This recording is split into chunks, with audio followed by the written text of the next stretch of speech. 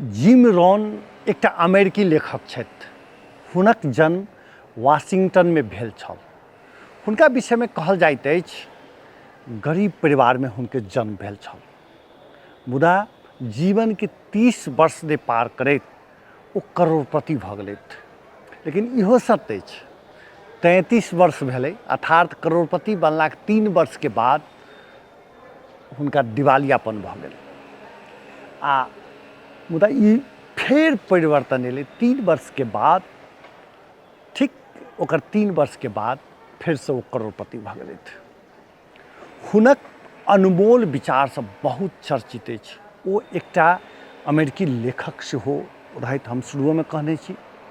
तऽ हुनकर एकटा अनमोल विचार में कहल जाइ छै जे अहाँक भाग्य रातों रात नहीं बदल सकैत अछि, मुदा रणनीति वा ई कही नीति अहाँ रातों रात बदल सकै छी। अर्थात जतऽ अहाँके समस्या अछि उस समस्या के सुधारक लेल अहाँ के ऊपर ध्यान दऽ देबै तऽ अहाँके जीवन में परिवर्तन आबऽ में बहुत समय नहीं लागत।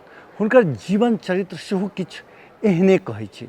जतऽ ओ कनिक गैर जिम्मेवारीपन देखेलखिन ततऽ दिवालियापन भऽ गेलथि, आ जतऽ बढ़िया भेलखिन ततऽ करोड़पति भऽ गेलथि।